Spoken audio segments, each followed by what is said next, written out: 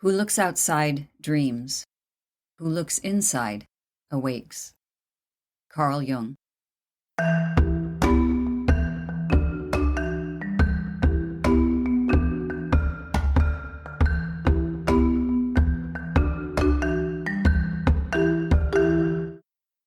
Welcome to Self-Talk. I'm Rachel Astarte. Thank you for being here.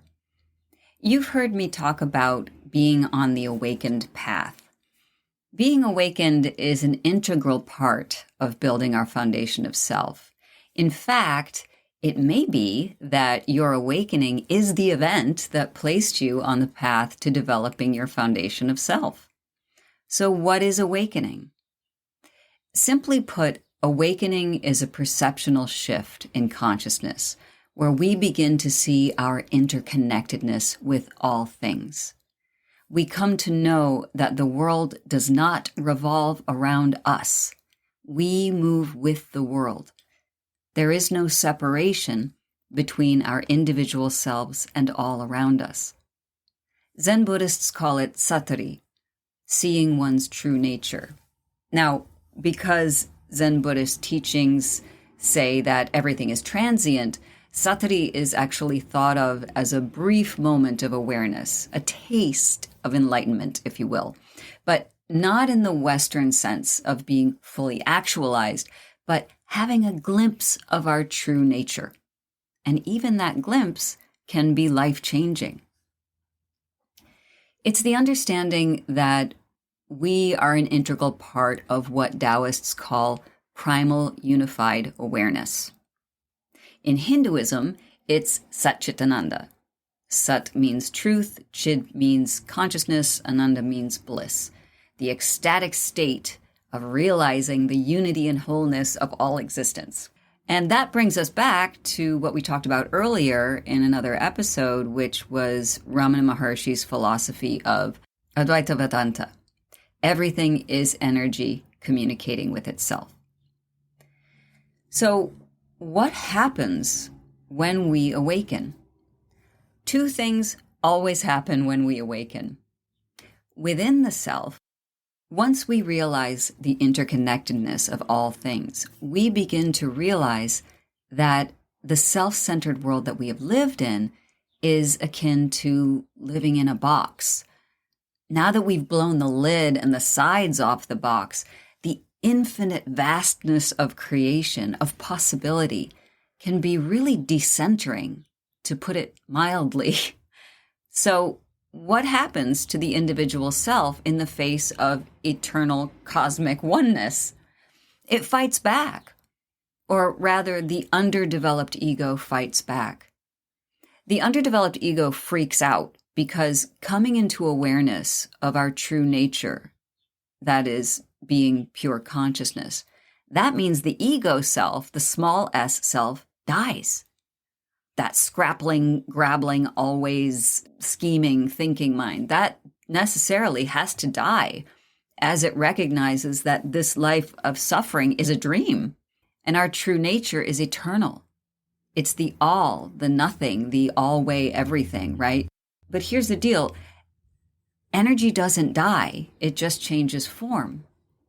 We came from that plane of pure consciousness and we return to it and iterate in new forms as consciousness experiences itself.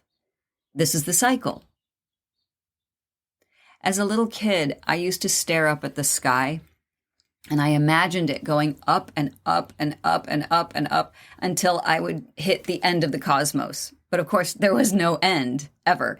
And that dizzying feeling, I assume, is the closest I could get to what it's like to return to pure consciousness state. I was doing that a lot as a child, so I invite you to do it. It's a great exercise. But if that's the behavior of the underdeveloped ego, right, this freaking out, this I need to control everything around me because if I don't, you're going to figure out you're one with everything and I'm going to be killed off. So if that's the behavior of the underdeveloped ego, what does a developed ego look like? Right? We have to ask that question. The ego has a place. It's the container of the soul, as Carol Pearson puts it in her book, awakening the heroes within. Our developed ego maintains the balance of being fully human and at one with Source. It reminds us not to fly off into woo-woo land, and it also reminds us not to get caught in the murky mire of what it means to be human and have human suffering. So it's what we talked about earlier about Zorba the Buddha, right? Fully in the earth and also fully spiritual. So that's what happens inside the self. What happens outside of us? Outside of ourselves, our awakening means that the relationships we established before awakening will change or end entirely. And no one prepares us for this, but it is as much a part of this journey as your voice changing during puberty. It's just part of the deal. I wish people would tell you that. Hey, when you wake up, all your relationships are going to change. Sorry, but that's what happens. So if you're aware of this at the start, it won't be as shocking to you when it happens. So why does this happen? Well, let's talk about family therapy, right? So that's what I'm trained in as a family therapist. And we work with systems. And one of the tenets of systems work is homeostasis. That is the balance of roles and behaviors within a system. And so we could think of a family or a couple or a community as a system. So even if the roles we have are dysfunctional, it's still a trusted dynamic, one that all of the members have gotten used to. Now, if someone in the family, let's say a troubled child, gets therapy and begins to change their behavior for the better, there's been a disruption in that homeostasis, right? So the homeostasis is now out of whack. And what ends up happening is an unconscious drive to compensate, to get that homeostasis back by any means necessary. So that might mean that as the troubled child becomes more stable, another child in the family might start acting up, or the father might start drinking more, or whatever. You see how that works? So when you awaken, you're disrupting the homeostasis of your system of relationships. So necessarily some of your people, friends, parents, siblings, other family members, colleagues even, will resent your quote-unquote new self and either try to push your buttons to get you back to your old small s self ways, or they will begin to act out themselves, treating you as if you've betrayed them, which, in effect, you have. So what do we do? Well, here's what we can't do. We can't fix it. It helps to remind yourself that we are all energy. In this moment, in this place, we happen to have human form. Your family and friends are experiencing their own journey. So we can't know. You can't know. What is it that they are here to learn? And we can't interfere with that. We cannot awaken a sleepwalker. As we've said before, it's very dangerous in reality to wake a sleepwalker. They have to wake up on their own. And it's the same when we talk about it in this psychospiritual way. There's a fantastic Alan Watts teaching quote, which I will share with you. "Kindly let me help you, or you will drown," said the monkey, putting the fish safely up a tree. I love this teaching so much. So what Watts is saying is we cannot interfere with others' growth. We don't know. But what we can do is be present and loving, as all others are ultimately our siblings. Ram Dass has this wonderful perspective on holding space for others. He says, "We morally have no right to take away another person's suffering." Isn't that the shit? So even if our awakening causes suffering in others, we can simply listen and not get bogged down in the mud with them.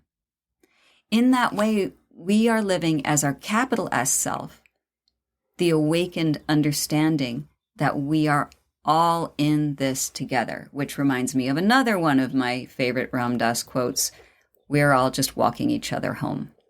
Maybe you've heard that one. It's pretty famous. So what does it mean to be on the awakened path? It sounds very fancy, doesn't it? But in short, being on the awakened path means that our realization that we are part of a greater whole shifts our entire worldview. We are compelled now to do our inner work, continue doing inner work, clearing out the misalignments within ourselves, the childhood wounding, anger, jealousy, negative self-talk, unhealthy boundaries, all of that clouds the luminescence of pure consciousness, our true nature. Here's the deal, though. Once you awaken, you can't go back to sleep. Sorry. You can't unsee the great seeing. And this is a blessing, of course, but it can also feel like a great effort. Like, oh shit, there's another thing I have to deal with. And there's anger again. This is another issue I have to work on. There's that need for external validation. These things are going to come up because now you've opened the doors to perception and you've invited these things to come, and they feel safe enough to come and be dealt with now, right? But here's another part of it. There's a real challenge in that we may begin to expect results to come quickly. Well, I'm awake, so why does this shit still bother me? Why does it feel like I'm not making any progress? Well, hang on, because that right there is awareness at work. That's the first tool we use as we build our foundation of self. You are aware that you feel impatient with yourself. That's a good thing. What matters now is how you respond to that awareness. So let's talk about that. How does being on the awakened path apply specifically to foundation of self work? Well, this is where nonjudgment and gentleness come to the rescue. So remember, nonjudgment is that magic elixir that we carry with us on our path of inner work. It helps us to look objectively and lovingly at where we are misaligned.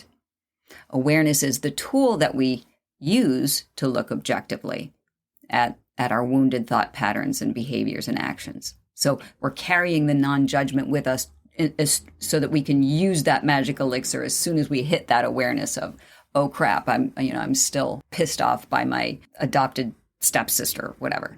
So that's non-judgment, that's awareness. And then gentleness is the salve that we apply to the wounds we uncover. As you clear out internal misalignments and perhaps become aware of impatience with your progress, this is where non-judgment and gentleness come into play. You need patience, love, and gentleness as you work through old wounds. Remember that those wounds were there a lot longer than you've been awake. So it will take time to change old patterns. Thanks to neuroplasticity, that's possible. It's been proven that the brain can change how it processes information based on retraining, and that's what part of this work is about. Now, this awareness that we are part of the whole may seem counterintuitive to self-development. If there is no self, per se, what's the point? Well, this is the paradox. In one of the minor Vedic texts, the Tejubindu Upanishad, Satchitananda is explained like this. And this is the realization of Atman. Atman is your individual soul, your true self. I am the nature of consciousness. I am made of consciousness and bliss. I am non-dual, pure in form, absolute knowledge, absolute love. I am changeless, devoid of desire or anger. I am detached. I am one essence, unlimited, utter consciousness. I am boundless bliss, existence, and transcendent bliss. I am the Atman that revels in itself. I am the Satchitananda that is eternal, enlightened, and pure. Sound familiar? All of this I am stuff? Well, that's the name of God. In Exodus 3:13, 3:14, when Moses asks God, Whom shall I tell the Israelites is sending me to them? And God says, I am that I am. Tell them I am sent me to you. So you see, your awakened self is the realization that you are one with the divine. That's how vital you are. You are a breath of the divine. Your individual life is the universe, source, God, great spirit, great mystery, pure consciousness, experiencing itself. And your contribution is essential to the whole. A community is only as healthy as the individuals that comprise it. Think about that. If you make a cake using rotten or spoiled ingredients, is it still a cake? Sure, but it is not a good one. We are all ingredients in the cake of pure consciousness. That's why it behooves you to do your inner work and to shine your unique light in this world. Building a strong foundation of self is your commitment as an ambassador of Source. Now that you have the basics, what inner work is, the importance of practicing non-judgment, how to use the tool of awareness in your inner work, how to apply gentleness to your growth, and what it means to be on the awakened path, we can begin to look at practical applications for foundation of self work. And we'll begin with self-talk, a good place to start, considering the name of this podcast. Until then, be gentle with yourself.